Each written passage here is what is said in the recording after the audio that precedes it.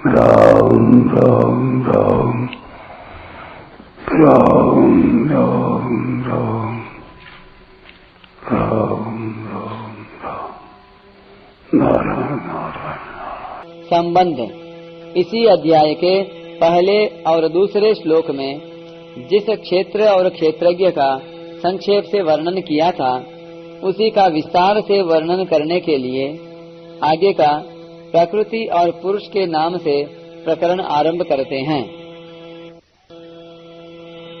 प्रकृतिं पुरुषं चैव वेद्यनादि उभावपि विकारांश्च गुणांश्चैव वेद्ये प्रकृति संभवान्।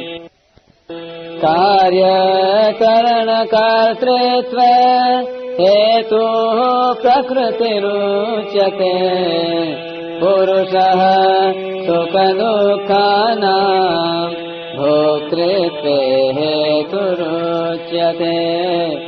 19वां और 20वां श्लोक।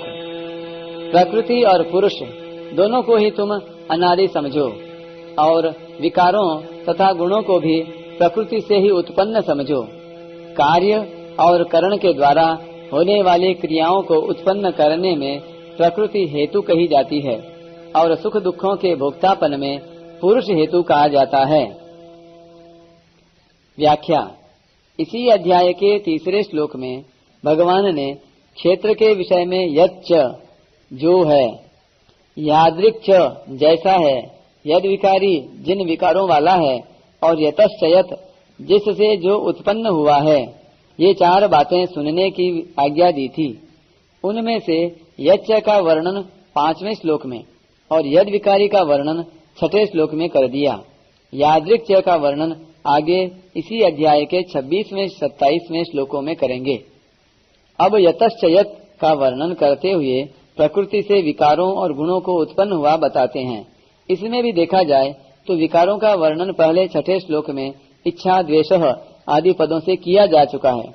यहाँ गुण प्रकृति से उत्पन्न होते हैं, यह बात नई बताई है। 12वें से 18वें श्लोक तक ज्ञेय तत्व यानी परमात्मा का वर्णन है और यहाँ 19वें से 34वें श्लोक तक पुरुष का वर्णन है, अर्थात क्षेत्रज्ञ का वर्णन है। वहाँ तो ज्ञेय तत्व के अंतर्गत ही सब कुछ है और यहाँ पुरुष के अंतर्गत सब कुछ है, अर्थात वहाँ ज्ञेय तत्व के अंतर्गत पुरुष है और यहाँ पुरुष के अंतर्गत ज्ञेय तत्व है। तात्पर्य यह है कि ज्ञेय तत्व और पुरुष यानी परमात्मा और क्षेत्रज्ञ दोनों तत्व से दो नहीं हैं, प्रत्युत एक ही हैं। प्रकृतिम पुरुषम चैव विद्यनादि उभावपि।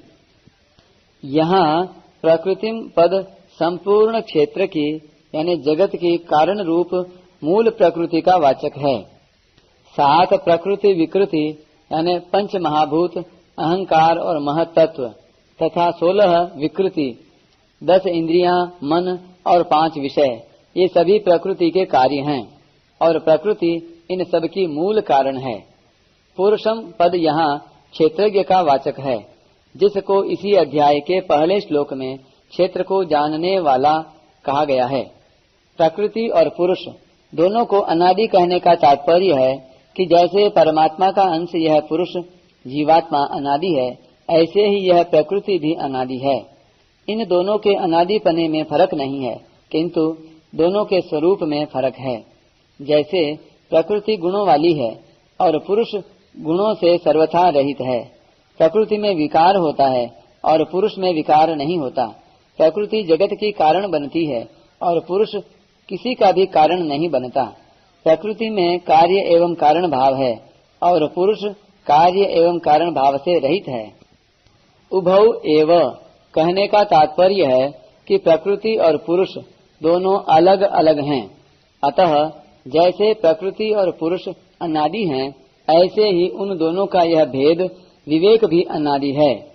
इसी अध्याय के पहले श्लोक में आए इदम शरीरम क्षेत्रम पदों से मनुष्य शरीर की तरफ ही दृष्टि जाती है, अर्थात व्यष्टि मनुष्य शरीर का ही बोध होता है और क्षेत्रज्ञ पद से मनुष्य शरीर को जानने वाले व्यष्टि क्षेत्रज्ञ का ही बोध होता है। अतः प्रकृति और उसके कार्य मात्र का बोध कराने के लिए यहाँ प्रकृतिम पद का और मात्र क्षेत्रज्ञों का बोध कराने के लिए यहाँ पुरुषम पद का प्रयोग किया गया है।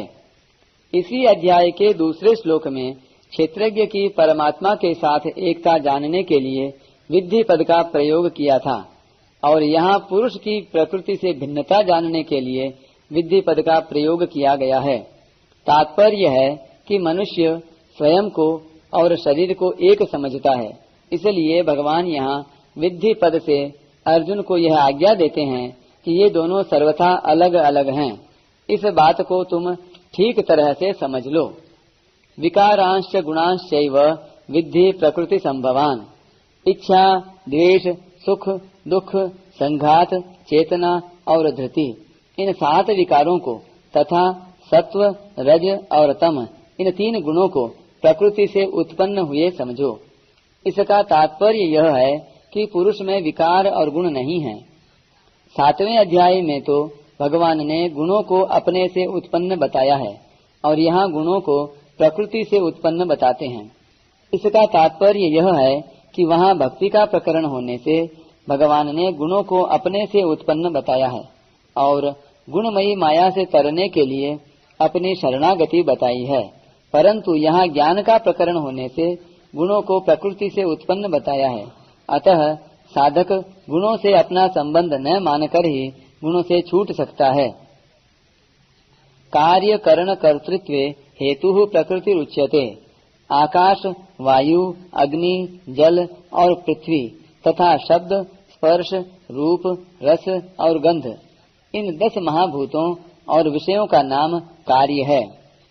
श्रोत्र, त्वचा, नेत्र, रसना, घ्राण, वाणी, हस्त, पाद, उपस्थ और गुदा तथा मन, बुद्धि और अहंकार, इन 13 बहिकरण और अंतःकरण का नाम करण है।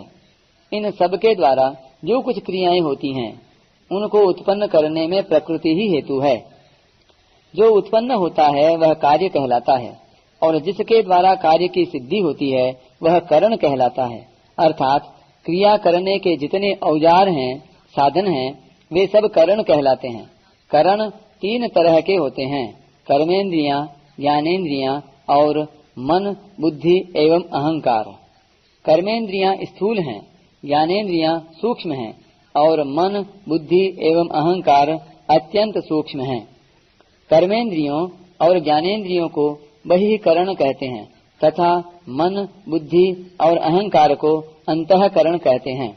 जिनसे क्रियाएं होती हैं वे कर्मेंद्रियां हैं और कर्मेंद्रियों तथा ज्ञानेंद्रियों पर जो शासन करते हैं वे मन, बुद्धि और अहंकार हैं।